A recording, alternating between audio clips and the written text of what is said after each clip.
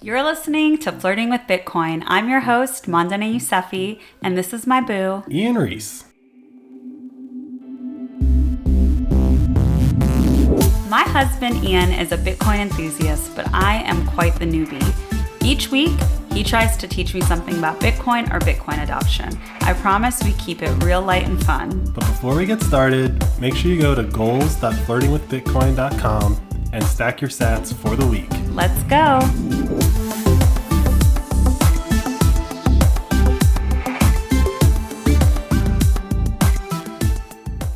Happy Halloween, Ian.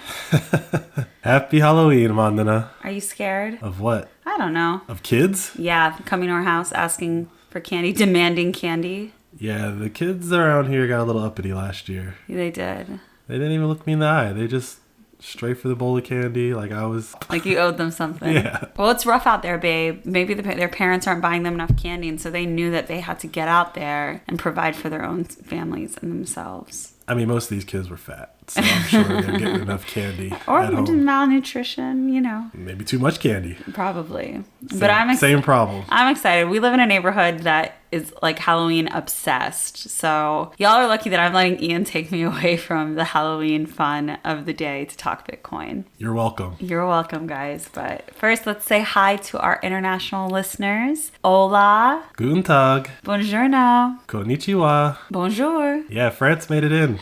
Top 5. Welcome. Yeah, top 10, but... Yeah, we go in there are a lot of countries that speak the same language. But yeah, it's cool to see that shifting every week. Substack is definitely giving us more real-time data. So I like it. Good. All right, babe, before we jump into what I want to talk about today, what time is it? The current time is 7:61:130, and we were approximately 1,718 blocks since our last recording. And if I give you 4 U.S. quarters, how many acres could I get on sunny Bitcoin Island? Well, first I would look at you and say, why are you giving me 4 quarters? Why not? I'm trying to mix it up. Next week I'll give you 10 dimes. Okay. But for 4 quarters, aka $1, you can get 4,877 acres on Bitcoin Island. I always liked quarters more than a dollar bill when I was a kid. They have some weight to them. Maybe I'm remembering a past life where I was shelling out gold coins, buying stuff at the market. I mean, almost all of us in a past life were using coins. Yeah, but I was extra rich in a past life, so I was holding gold coins. You're a gold hodler. Yeah, exactly. Okay. Hodler and spender, obviously. So before I get into what I want to talk about today, because I'm going to steer the conversation, I think you have a few updates, so take it away. Yeah, so today is Halloween, as you said at the top of the episode, which is also the anniversary of the release of the Bitcoin white paper. And does that mean that's the first day that Bitcoin existed, or just when the concept of Bitcoin was introduced? So there was a mailing list.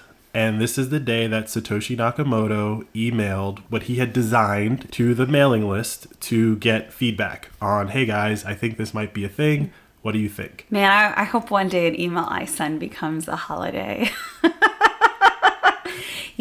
Guys, I'm not going to tell you what I do for a living, but I basically send emails for a living. So that's the dream right there. You don't think I do anything that's profound enough? I don't think so either. No, what I was going to say is that I think a large number of people's jobs has become sending emails for a living, yeah. So that just really dilutes the possibility. But I'm real good at it. Okay. Well, if you ever come up with a new technology for anything, you should probably put it in an email and send it to some smart people and get some feedback. Yeah, babe, something to strive for. So 14 years ago, Bitcoin protocol white paper went out. That's cool. The history of Bitcoin is that the year of the financial crash, on Halloween, a white paper is released that basically, in theory, solves the problem that we had all just experienced. We didn't know that at the time. 14 years later, it's beginning to look more and more true. So it's a celebrated day because, it's the paper, but, in January, in a couple months is when the network actually spun up and Satoshi Nakamoto sent some Bitcoin to, I believe it was Hal Finney, another one of the early Bitcoin engineers. So that's another big day, is the first Bitcoin ever sent. And so is this Bitcoin's kind of your religion. Do you feel special today? First of all, Bitcoin is not my religion. necessarily feel special. I don't personally feel special today, but I do think that of all the things that we should celebrate in Bitcoin world, like this is one. Okay. Right? And like, a halving. I mean, a halving is a recurring thing, Yeah. but the release of the white paper is, monumental because it's not just that he sent the white paper out. It's that people actually responded and worked at least a little bit with him to get it to the point where it became the Bitcoin network.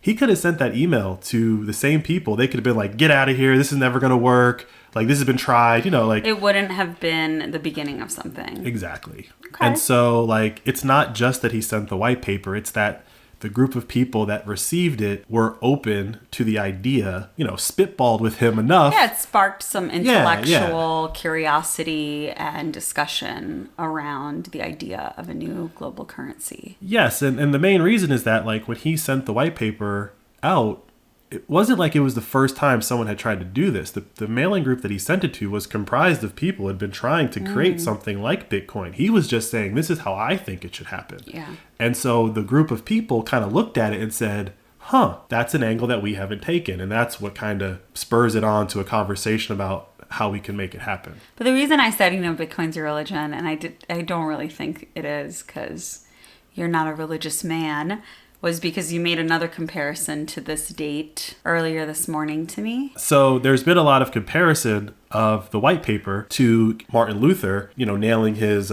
theses onto the door of the church as sparking the Protestant Reformation. And so what someone tweeted was that he also did that on Halloween. And I just was like, there's no way that can be a thing, right? Allegedly on October 31st in 1517 is when Martin Luther nailed this to the door of the church.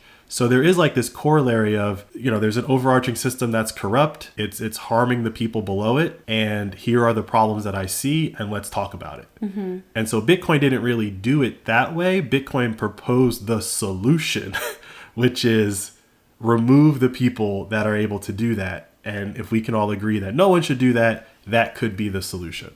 500 years later. 505 years later, which I just think is...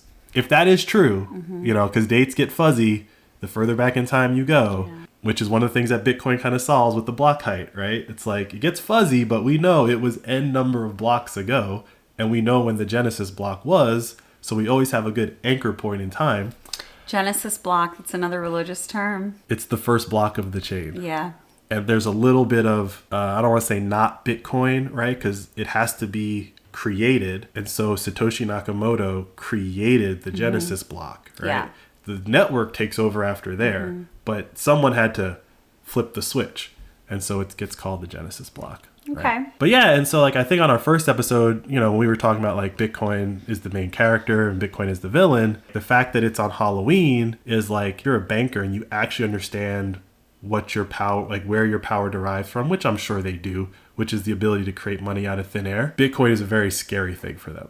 And so I think it's funny that every year on Halloween, they should be terrified that this thing is not, this thing is not dead yet. Right? It's like all of the zombie movies where it's I thought I killed it, but it comes back every year. This is why I need a soundboard, because I would be hitting all of the different spooky, scary sound effects. See, this is why you don't need a soundboard. You are making a case for why you don't need a soundboard. I'm like, what sound effects can I make myself? I didn't come prepared, guys, but I would have really brought it if I had a soundboard.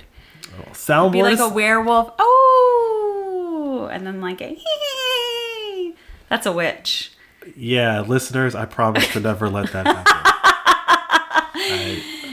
Such a hater. I promise. But soundboard aside, we're going to switch it up a little bit. I know you have a topic that you want to talk about today. Yeah, I want to continue the Married with Bitcoin series because we have talked a lot in defense of Bitcoiners, right? Mm-hmm. Hey, if you're married to a Bitcoiner, if you have a partnership with a Bitcoiner, and you're not really giving it a chance, this is why you should. And I think that's really important. Obviously, I think it's an important case to make for the sake of someone's marriage, but also to their financial benefit, right? Yeah. I think it's safe to say that you're happy with my involvement with Bitcoin and your Bitcoin journey. It would be a lot harder to do if you were shitting on it every day. Oh, yeah. right? Like that would be a challenge. Oh, you would be so frustrated if I was. I just wouldn't talk to you about it at all. Yeah. Right? And so then I would have to probably go to meetups or something like that to really have those conversations. But I have them with you. Yeah. But what I wanted to bring up today is like the other side of it. If you're not into Bitcoin, or if you're not as into Bitcoin as your partner, it can get a bit much. And so I want to present that side of it. And I'm just going to talk about it, with Ian as my husband, to tell him, what it feels like to hear about Bitcoin all the time, in hopes that everyone that's really into it can have some compassion for those who aren't. Sure. How do you feel about that, babe? How do you feel about me broaching you with that subject? Do you feel like you're talking about Bitcoin all the time? So that's an interesting way to phrase the question. Mm-hmm. I know that I talk about Bitcoin a lot. I'm not going to argue or debate that. But, in our relationship, there's been many other topics that I talked about a lot as I learned about them. I would just argue that Bitcoin is the latest and that Bitcoin is the most interesting of all those topics that I've come across. I think that I don't talk about it as much as I actually want to talk about it. Oh, I agree with that. So, I know you want to talk about it all the time. It's not that I want to talk about Bitcoin all the time. I want to talk about the things that I see it solving, right? And so to me, it's yeah, cool, there's this digital money and, no banks and all that fun stuff. That's fine. But I think the reason why it should exist is the most thought-provoking part of it. And that's where when I see people check out, it's you don't even want to know about the problems. Forget about Bitcoin. But let's talk about the problems. Right, but not people. I'm just talking about me, right? And sure, if you then... Yeah. It's different. It is different. It's different. Right. So, for me, I think I've kind of taken on the extreme situation of saying, let's have a podcast about this topic that you're so interested in, that I've been tuning you out really about, right? It's funny that you want to bring this up on the podcast that you insisted, multiple months you insisted that we do a podcast. So, I understand where you're coming from, but I find it hilarious that we're having this conversation on a podcast that you created. This was my idea, but this was my idea because I didn't want you talking about it all the time, kind of into the void of me when I don't want to talk about it or hear it or learn about it, right? Sure. I use my brain energy for things that I have to and then things that I want to. And you would be coming to me wanting to talk about something that I really wasn't interested in. Because if I was interested in, I'd be learning about it myself, right? That. Maybe. No, that at its core is the reality in a situation where someone wants to talk about something and the other person is okay, whatever, And so that kept happening. And then eventually I was all right, cool, I agree with you. This sounds good. But then you kept wanting to talk about it and you wanted me to understand it better so that you could talk to me about things as you were learning about them.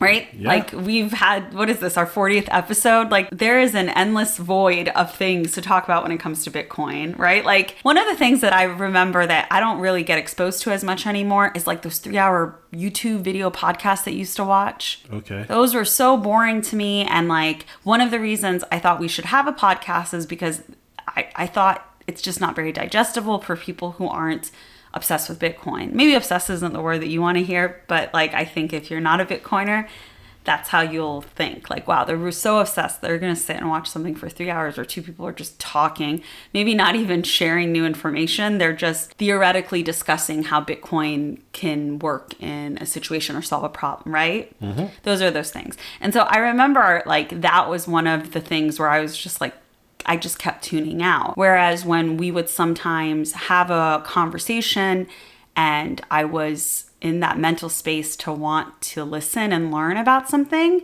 that's when I would ask questions. And you would actually be explaining something to me. And if I didn't understand it, I cared enough to keep asking. Sure. Yeah, right? And I think in one of those conversations was when I first said, we should just have a podcast. I hear you talking to other people about this stuff all the time. That was the other thing. I felt I was losing time with my husband to a lot of other people wanting to ask you the same questions over and over again about Bitcoin, right? Like you would be on the phone with someone for like 2 hours and I would just hear the conversation through our walls, and it would just be the same conversation with different people. You trying to explain to them what Bitcoin is. And so I was like, all right, well, why don't we like do something where you're actually teaching me this stuff? And instead of someone wanting to pick your brain for a couple of hours, you first say, like, listen to our podcast and then come to me with any other questions that you have. Yeah. So yeah, like for me, I thought that that was a good solution where it was like, hey, when I'm in the mental space and I want to learn about something and I come with you with a question, like let's record an episode. And hopefully the perspective that I'm bringing is that same level of curiosity that someone who is like willing to learn about this stuff for 30 minutes at a time maybe is going to bring to this area. Yeah. So I think originally like that really worked for us because I went from knowing nothing to suddenly like understanding Bitcoin. I think that was the first step. But then more and more I felt comfortable talking to other people about Bitcoin and why they should really get into it and think about it. Maybe, you know, purchase some Bitcoin, listen to our podcast. And like fast forward to today, right? We started this in January and it's October, you know, almost November. So fast forward today, whenever I talk to someone who's trying to figure out what to do with their money, I'm like, you need to just listen to our podcast and Bitcoin is really the answer. And you know, I'll go into that spiel just as if I were you. But with that said, I have not transitioned to become a Bitcoiner. I don't think I'm a Bitcoiner. I don't see that yet happening for me. And I don't see myself that excited and curious where I see Bitcoin news and information in my regular life. When you go into Bitcoin world, it seems like there's a lot of people because it's a very concentrated group of people. But outside of that world, that's really like less than 1% of the population of the planet right now. Yeah, definitely less right? than 1%. So it's yeah. like, yeah, it's not going to be in your world. You have to go find it. Yeah, and I don't see myself looking for it. I don't see myself wanting to find it. I still see myself with that same level of curiosity that I had in the beginning, which was like, yeah, come, let's just talk once a week about this stuff, and that'll be when I want to listen to it. And it's like, I'm saying this like, I'm more than willing to give that, right? I'm more than willing to talk about the reactions that people have to our episodes, the different questions that people have. I think about it, what we've talked about, so that I can think about the questions that I'll have the next week. I mean, my perspective in all of this is like, how can you better teach and explain Bitcoin, period? Like first to me and then to other people. But that's really the extent of it. And so it's so funny that even in your mind, definitely to outsiders, like outside of our marriage, that people probably think, oh, Mandana's really into Bitcoin. But I'm not. And I don't want to use the term humoring, but that's the one that comes to mind. The more I'm humoring this interest of yours, the more that you think that I also have this shared interest. Yeah. But I don't. I get it. And yeah, I know you get it. And I know that, you know, sometimes I'm like, babe, I can't talk about Bitcoin right now. And it's a strange thing to say when I co-host a podcast about Bitcoin. So I can't even imagine how other people feel in their relationships if they're really into Bitcoin and their partner is not even doing this with them. So I thought it was like important for me to share that perspective with our listeners who might have someone in their life that they're trying to onboard, because even if they're giving you those cues of like, cool, I believe in this, you've explained it, I'm for it, I don't think that they will necessarily get to that point that you are. And you might meet other people who want to talk to you about this stuff a ton and want to pick your brain all the time. But I just don't think it's going to be that same dynamic with me and you. I 100% understand where you're coming from, and I understand the point or the perspective that you're trying to bring. But that's like saying today, I don't want to talk about insert whatever the latest social media thing is or whatever, right? I said this in the car the other day. Go back into the 90s and go watch news broadcasts talking about the internet. They talked about the internet the way that people talk about Bitcoin today. Oh, it's this thing, people are doing it, oh, they're obsessed with it, it's not gonna last. They talked about the internet the way that people talk about Bitcoin today. And I completely agree with you, and I completely agree with that statement. But I think you bringing up that specific point, that's a point that we have brought up and talked about several times. So it's for you, you're having this thought and you want to talk to me about Bitcoin in a moment where I feel oversaturated with Bitcoin. I 100% agree that 99% of the population has not figured Bitcoin out. But I have, and I've agreed to it. And like, I agree that a lot of other people who have like brushed off the internet are doing that same attitude with Bitcoin. And you're in this space where you're constantly seeing how much FUD there is around it. And you're seeing the people out there trying to battle that FUD. And you're just trying to like almost decompress those thoughts with me. But I'm Bitcoined out in that moment. No, I mean, I get it. It's just, I'd hate to call myself like an intellectual or something like that. But like, No, you are an intellectual. I mean, I personally don't need a label is what I'm saying. Yeah. Right. Just as a person who thinks, right. Who actually like thinks and sits and analyzes things. I just don't find anything as interesting. Right. Like I can talk about any topic. Yeah. We went to a Halloween party and I talked for like 30 minutes about whatever the latest topic of the day was. Right. Yeah. It's like, I can talk about those things. A lot of shallow, like a lot of shallow conversations have to be had amongst a lot of other people out there who don't have that basis or that foundational understanding of Bitcoin. At that point, it has nothing to do with Bitcoin, right? Because I could go to that same Halloween party that we went to last night or whatever, a couple of days ago, right? And know nothing about Bitcoin. Like Bitcoin cannot be a part of my world. I would have had something more interesting that I want to talk about than the vapid like crap that other people want to talk about. It's not that Bitcoin is special. It's just that I always have something that I think is more interesting than what everyone else is talking about, because what everyone else is talking about is basically the lowest common denominator. Yeah. It's the one thing that everyone can have a conversation about because it's understandable by everyone. And what I try to do is I try to bring whatever a new interesting topic is and just feel people out. If they can follow along, if they're actually interested in having a different conversation, or if this is the conversation that they just feel like they're supposed to have because this is what everyone else is talking about. Like, we went to a party and everyone's talking about football. I can talk about football, right? I mean, I can't even talk about football. Right. I can talk about football. I was born in America. I was raised on the NFL. I can talk about football. I know how the game works. Do I know who's playing today? No, right?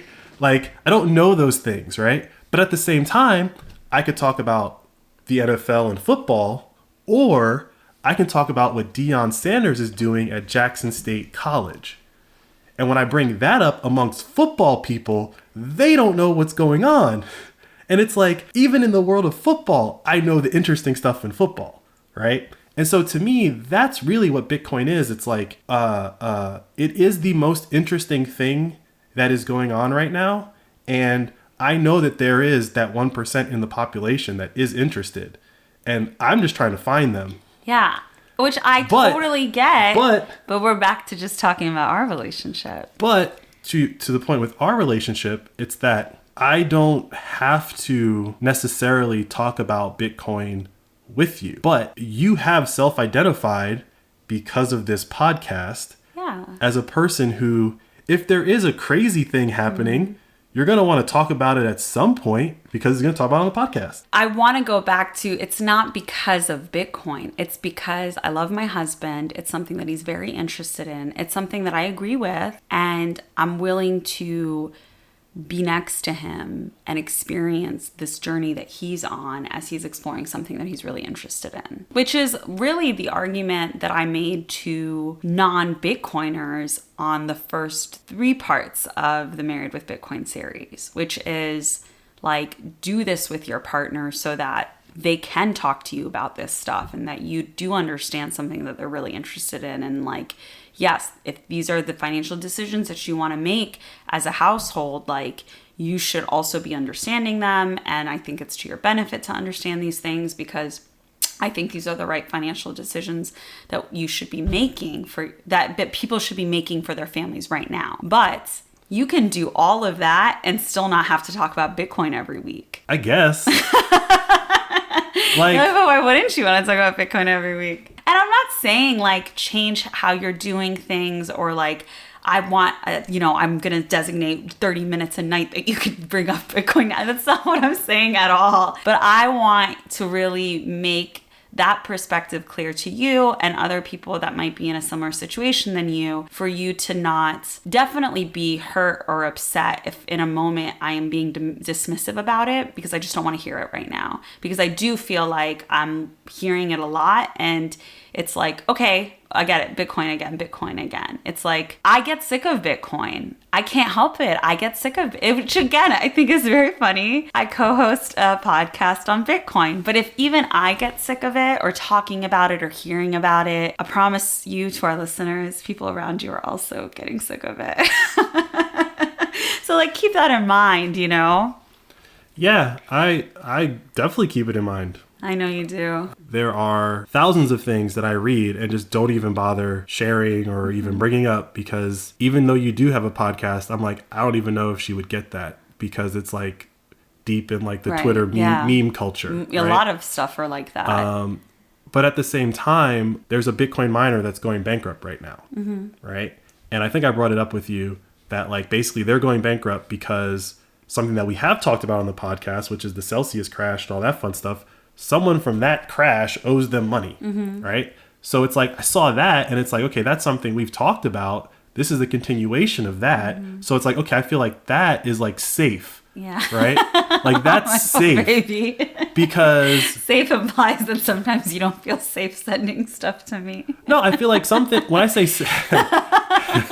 no, when I say safe, I mean safe like... I hold a tight leash. Or I run a tight ship around here, guys. Yeah, no. When I say safe, I mean like I don't have to explain anything. Yeah. Right? Like you have all the context you need so that if you do read it, you don't have to ask questions like, what does this mean? Yeah. Right? There's a lot of stuff that I read where it's like, I know it'll just be nothing but questions. So it's like, that's not even really fair. Yeah. Right? Because that's really just giving you homework. That's like my delineator now, because we have this podcast. It's like, if I feel like you have the context, I'll send you the link. Yeah. Doesn't imply that you have to read it, which how much of it you read, I don't really know. I mean, I think it's important to read whatever links your partner sends you, or whatever TikToks I send you, I expect you to watch. Exactly. Right. So like, I don't care about TikTok at all. I know. But right? The things I send you, I'm very specific about. Or articles. I send you articles too. Yeah, but like using, yeah. like just like a counterexample, right? But I think if someone sends you something and you care about that person, you should look at what they've sent you. Sure, but like, I care nothing about TikTok, right? I think TikTok is like poison. But then you send me the YouTube version of TikTok, and it's a clip that I've seen on TikTok. It's the same content. I'm not talking about the content. I'm talking about the medium of delivery, where, for example, I will send you something that might have been on TikTok. Sure. Yeah. I'm not arguing that, but that was in between large informational things that I was watching that I didn't send you, because it's like, I know she's not going to watch it. But like, I also intersperse that with like dogs doing funny stuff. And I send the dog videos to people who have Babies dogs. Being and cute. Right. Like, okay, cool. But like, I'm not sitting there scrolling through multiple 15-second clips trying to find the funny thing to share around. It's the opposite for me. Yeah. Right? Like that's the candy. That's not the meal. I mean, I don't play on these apps to send stuff to people. You're lucky if I send you something. Sure. But I guess my point is that like, I'm not saying that funny clips are bad. I'm saying the technological design of TikTok and social media is bad, right?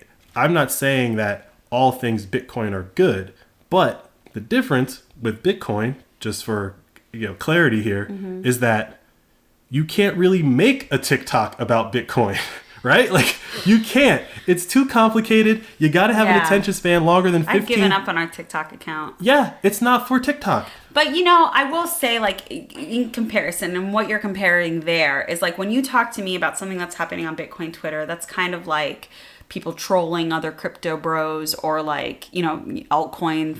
It's usually a lot of comeuppance. That kind of stuff. And you're like, this is hilarious, and this is happening, da, da, da, da. And I'm like, huh? Exactly. And you have to stand there and make da, da, da. Yeah. That's the same thing to me. Yeah, and I basically where I'm like, these are just people. And I know in your mind, and I know from your perspective, you're like, well, these are the people who are becoming the thought leaders of this very new thing. And when things like this happen, it's just interesting because it's like, I understand who these different users are, and now they're trying to troll each other, and oh, he told him and told that.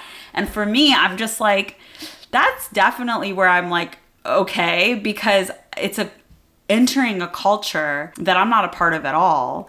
And this is just kind of superfluous activity, right? Well, that you're just getting like the biggest kick out of. And I can't even like give you the reaction that you want because I'm not like laughing along or going like, oh, snap. Yeah. Like the drama I really liked was like Ethereum failing. Like that's the type of stuff that I think is interesting in the Bitcoin or crypto space, where it's like, well, wow, this is like real, actual news, actual things that are happening. But like people just tweeting at each other and being sassy, nah.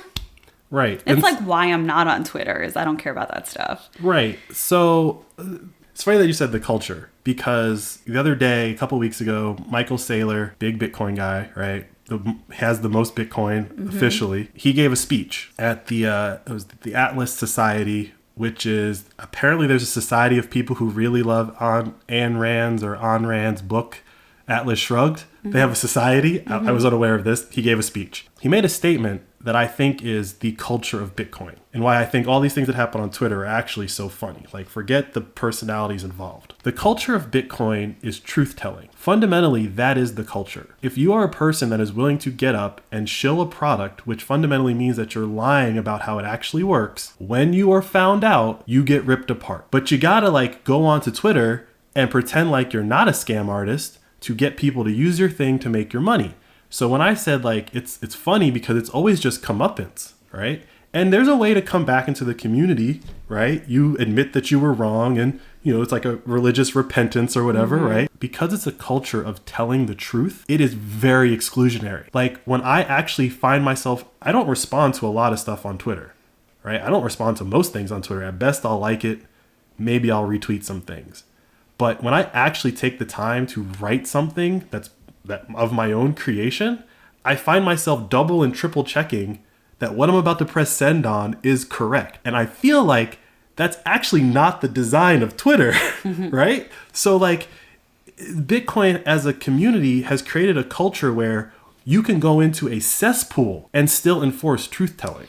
And I understand all of that, and I appreciate all of that. But you don't need to explain that to me, babe. Like I understand, and I'm with you on all of it. And I don't think you need to defend yourself in these situations where I'm not reacting to something or I'm not appreciating it as much as you are in that moment. Like I'm with you on this stuff. I understand it. I'm a fan of it in that, like, I think this is a good thing for you to be involved in. If it was football, I would actively be like, what are you doing? This is a waste of your time and intellect and brain energy to be tracking like football stats, you know, like what? But I've approved, or whatever you want to call it, co-signed on like us saving our money in Bitcoin. I've co-signed on like the amount of time that you spend talking to other people about it, going and helping other people. Like Ian helps actual people figure out how they're going to buy and store their Bitcoin. He talks to small businesses in our community to help them figure out how they can start accepting Bitcoin. Like he spends a lot of his free time on it, and I'm very supportive of that. And I'm supportive of all of the fun that you have. I'm supportive of all of those things. Go talk to those people. No, I mean, I don't know if you guys. I don't know if you guys can tell. Like, I'm pretty obsessed with my husband. I want him next. Ian and I are home. We both work from home. We're together all day long. And I think once in a while, one of us will leave the other for like 2-3 hours, and I'll like miss him so much. So I'm pretty possessive of him. In the most healthy term. So yeah, like one of the reasons I wanted the podcast, because I was like, I'm tired of you like being in your office talking 3 hours explaining someone a Bitcoin. Like, let's do a podcast together where you have to flirt with me and teach me things. So I tried to pull you back to me as Bitcoin was pulling you away from me, right? That's one way to look at it. Yeah, but still, like, I'm a big fan of what I don't want to call this a hobby. Like, this is a big part of you. You're very into it. You're a Bitcoiner. You're someone who is trying to help grow Bitcoin adoption within our own community, families. I'm for all of that. You don't need to explain yourself. When something interests you, I don't need you to defend yourself or any of those things. It's like even you defending it or trying to define it or explain it more, it becomes very repetitive. And if I'm not in disagreement with you, it's like almost a waste of energy, I think, from your perspective to have to explain it to me. Bitcoin was not hard for me to jump on the bandwagon for. Like, it made sense to me. A lot of its values made sense to me. I'm in agreement with like the problems that it solves and all of those things. And so I think there's often times when you're trying to relitigate an issue that I never had with Bitcoin. And I don't know if this is true for other people who have like eventually gotten their partner on, or if they're still in this place where their partner's like, I don't know. Like, I think that's a completely different dynamic. But I would say if you're still in that stage where your partner is not on board, like, you gotta talk about it even less. Because if you're overwhelming them with that information, they will tune out. Because then it's like, all right, I don't really know, and I just want to spend time with you right now. Like, I don't want to hear about this thing that's maybe taken you away from me, or taken your interest away from me, or made you distracted from me, Yeah, if your significant other, partner, whatever term you want to use, if they're not receptive and you find yourself continually trying, definitely just stop. Right? Like, Yeah. Definitely stop. And, I saw this thing the other day. Someone was like, a life hack. Baby was already on TikTok. I don't know. But someone went to Walmart to use the Coinstar machine. Mm-hmm. Have you seen this? No. Okay, so someone goes to Walmart to use a Coinstar machine. You know what Coinstar machine Yes. is, right? Okay. Oh, for our international listeners, Coinstar is like a machine that you can throw a bunch of spare coins in, and it'll count them, and then it'll take like a little money off the top, but then you can like get paper money for it, basically. And banks used to do this, and I guess banks still do this, but these Coinstar machines are like in grocery stores. So It's supposed to be more accessible, easier to go to, and faster. Yeah, so, it's a Bitcoin podcast, so I'm going to relate this to Bitcoin, right? Like, Coinstar is fiat. Yep. You're too lazy to roll your own coins and take them to the bank. Yep. So you're willing to pay someone a fee off the top of your money just to count it. Yep. Right? Okay, there's a Coinstar in the grocery store that we kind of go to, the Safeway, right? Yeah. And I have like a thing of change, and I go in there to just check it out, and every time it's like 8% or 10%. It's some crazy percentage, It's right? a lot of money. And so I go play with it because they do have a Bitcoin integration. So you can dump your change in and they'll give you a Bitcoin QR code that'll give you Bitcoin, but it's going to take a cut. Yeah. So on, I guess it was Twitter, I don't know where I saw it, but somebody went to go do this, and I think the machine was broken, right? They figured out, or they came up with the idea of just getting in the self-checkout line and paying with change. Yeah. And it works. Yeah, it makes sense. They have a little coin counting machine there. And it's a coin counting machine. So it's like, there's a machine over there that's going to take 10% from you. There's a machine over here that's not, right? Now, I look at that and say, regardless of whether you're a Bitcoiner or not, I think everyone can look at that scenario and say, that's ridiculous. Yeah. Right? Like, it is fundamentally the same thing. One company's just taking 10%. The other one's going to take nothing, but they're going to give you the same goods and services. Scenarios like that are where I think you can reframe the Bitcoin purpose. And the Bitcoin purpose is, there are so many things in life that are that Coinstar machine, right? Life is comprised of nothing but Coinstar machines. But when I saw it, it was just like, no one says the word Bitcoin. It wasn't a Bitcoin related tweet, but that was in Bitcoin Twitter, right? And so if your significant other isn't on board, I would say things like that are where, if they see that and they think it's crazy, if they bring that to you, like, oh, look at this funny thing that I saw, whatever, right? For like, sure. That's an opening to be like, that's fiat. Which is when... But without that type of an example, like, I saw it and right away made the connection, right? Plus, I was on Bitcoin Twitter, so like, it was already someone else made the connection for you. Well, someone made the connection. But again, the tweet itself was not Bitcoin related, but the person who retweeted it was probably a Bitcoiner. Short of examples like that being brought to you by the other person, it's probably never going to click. Right, because the problem needs to first be what you're in agreement on before you talk about a solution. And I do know that that is how slowly Bitcoin became something I was more curious about, because as we would encounter different annoyances, especially with buying our house, I think that was a big one. Yeah, you would bring it up a lot. And so, I mean, I definitely want our listeners to understand that this wasn't something that I immediately jumped on board with. But I definitely have a more open mind, I think, than most people. Also, if we're like talking about Americans in general, I'm an immigrant. So I don't have the rose-colored glasses on the current financial system the way that maybe other Americans do. Like, I think everything's corrupt. I think everything's a shit show. I'm not sitting here defending anything. So there's all of those things that come into play. But this took time. And I just think it's really important for, Ian to keep giving me credit for what a great wife I am and, sharing this interest with him. But, cut the people in your life some slack. If they're not giving you back the same energy that you want when you're trying to talk to them about this stuff, cut them some slack. Because if they're letting you talk to them about it once in a while, I think that's more than maybe they necessarily want to, but they're giving you that time because they want to connect with you and they want to show you that they're listening to something that you have to say about something that you really care about. Yeah, and the other part that I would add is you've been doing this podcast for a year. You've been in Bitcoin for a year. Now, maybe I was talking to you about certain things before that, but I would argue that maybe a couple months before we started the podcast, but like I was in Bitcoin for 4 years before we started the podcast. So like, I think what you're going through, I also went through. Yeah. Like I haven't been like... You just didn't have me being like, hey, let me talk to you about this right now. Well, yeah, because it's like I came in, and as I always tell the story, my friend texted me. He was the first person that talked to me about Bitcoin. He didn't ask me any questions. He just said, I think we should start a company about Bitcoin mining. And I was like, I don't know about that because I don't know anything about it, right? But that was enough of an impetus for me to start looking. But I didn't have anyone to talk to.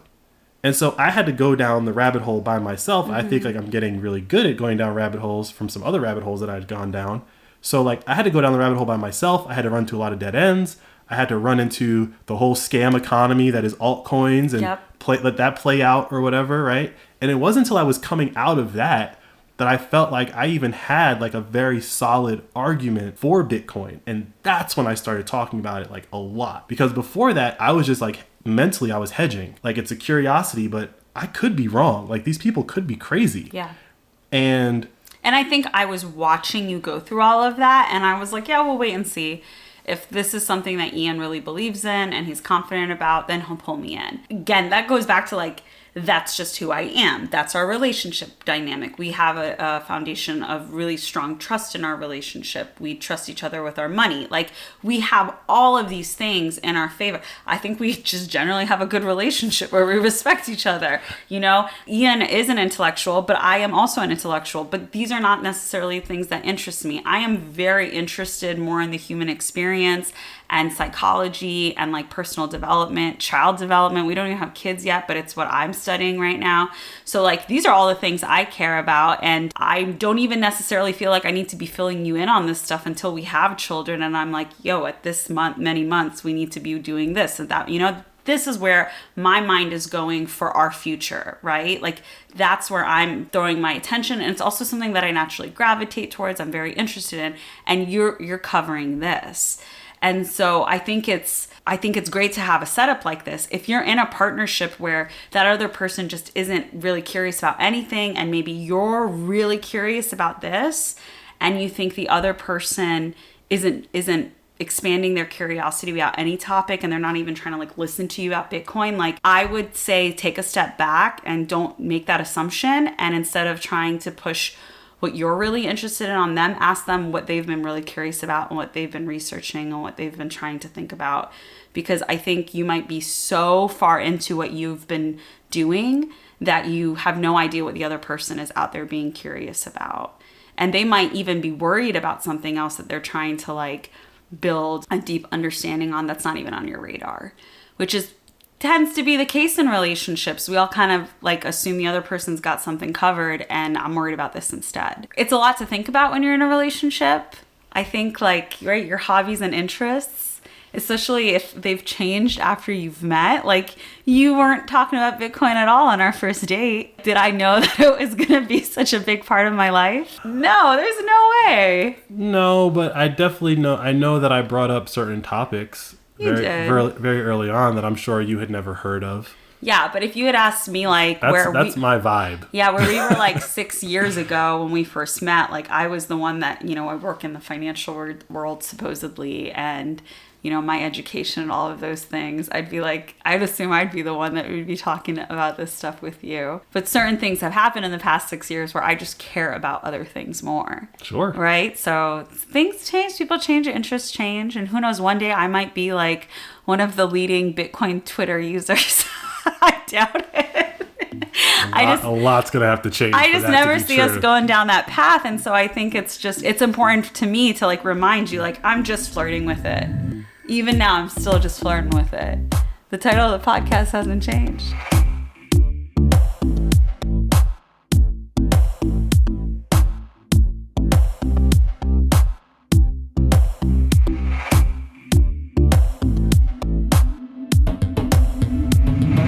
Time to give a shout out to our Fountain listeners. But if you're not on Fountain, be sure to go to flirtingwithbitcoin.com to check out all the ways that you can show us some love. So shout out to Prague USMC, who was our biggest booster this past week, and TNT Mom, and hello there for being our biggest streamers. Top boosts of the week are from Hunter SF770, Terla, R. Shackle Ford, RV Das, Nikki Gags, In Time BC, and Cryptox. Thanks for listening. We'll catch you guys next week.